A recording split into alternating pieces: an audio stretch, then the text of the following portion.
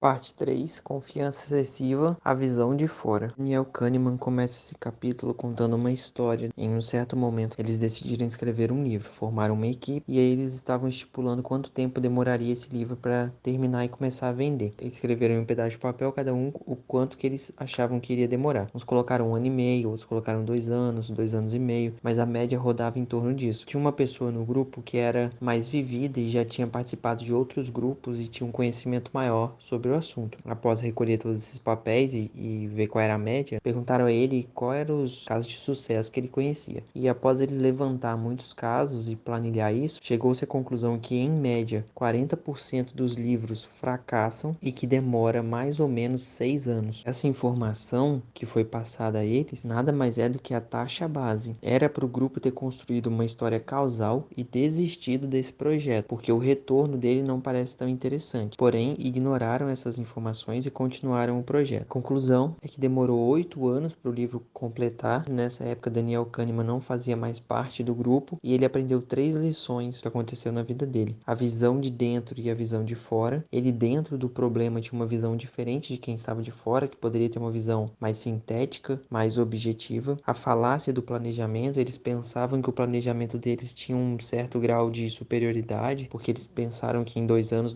e pouco conseguiriam completar aquele projeto. E a preservação da irracionalidade: após eles terem o conhecimento da taxa base, era para todo o grupo ter desistido desse projeto. Porém, como eles estavam envolvidos nisso, eles ignoraram totalmente a taxa base. Daniel explica que a visão de dentro sempre vai vencer a visão de fora. A visão de dentro, ela é carregada de emoção. A visão de fora, ela é puramente estatística. Nesse exemplo, a visão de dentro pensava que eles iriam concluir o livro em 2 anos, porque eles fizeram os primeiros capítulos e esses primeiros capítulos fluíram de uma forma interessante, pensando que o resto do livro todo iria fluir dessa mesma forma. Porém, uma visão de fora, considerando outros eventos e outros livros de forma análoga ao que estava sendo escrito por essa equipe, é uma visão mais interessante e mais gerencial. A equipe pensou que concluiria o trabalho em 2 anos, 1 ano e pouco, porém ela desconsiderou que poderia acontecer situações adversas. Ao tomar a decisão, tivesse sido analisado primeiro a linha de base e a partir da linha de base avaliado o caso específico, teriam tido um resultado melhor. Lembra que a visão de fora, ela é ignorada muitas das vezes, porque ela não é carregada de emoção. A visão de dentro é uma visão emocionada do problema. Você está dentro desse problema, você está vivenciando ele. Outra situação que deve ser levada em consideração,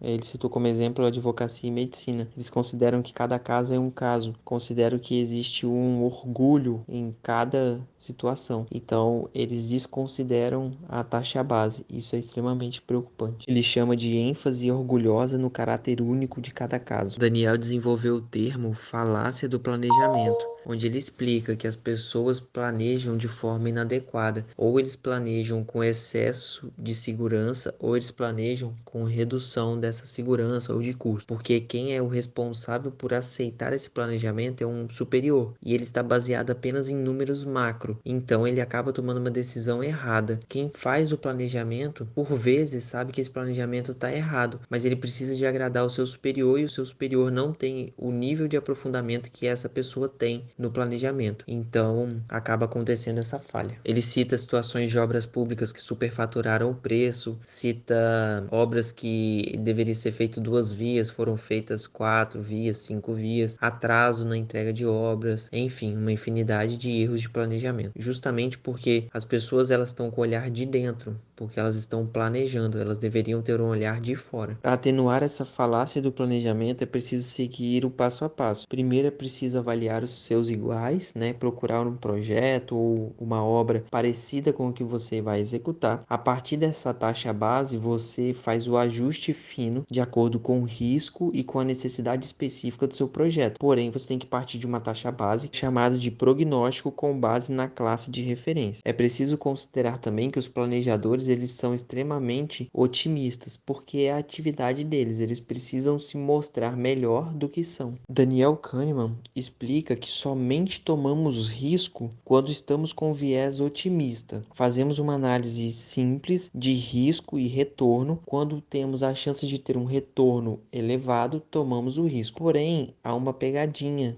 nesse sentimento. Quando o retorno é exponencial, por vezes acabamos ignorando o risco. Ele diz, sobre sua influência, tomam decisões antes com base em um otimismo ilusório do que na ponderação racional de ganhos, perdas e probabilidade. Por exemplo, quando estamos falando de criptomoedas, temos a chance de moedas subirem 100, 200 vezes. Ignoramos totalmente o risco dessa moeda ir a zero. Perdemos todo o dinheiro que temos na carteira por uma falha de dados ou por um roubo de informações. A ideia de que serão bem-sucedidas leva as pessoas a entrarem na justiça, a iniciarem guerras, a comprarem brigas. No final do capítulo, Daniel Kahneman reconhece o erro por ele ser o líder da equipe. Ele deveria ter desistido desse projeto logo no início, quando foram apresentados a eles os dados, e dali para frente ele sabia que o planejamento estava quebrado. Eles iriam demorar muitos anos para concluir o projeto, porém, por omissão, ele decidiu deixar o projeto andar. E dali em diante, e até quando ele permaneceu na equipe, ele não teve autonomia e pulso para mandar parar aquele projeto, porque estava fora da taxa base. Era um projeto carregado de emoção, era um projeto que estava subdimensionado. A princípio eram 2 anos, foi concluído em 8.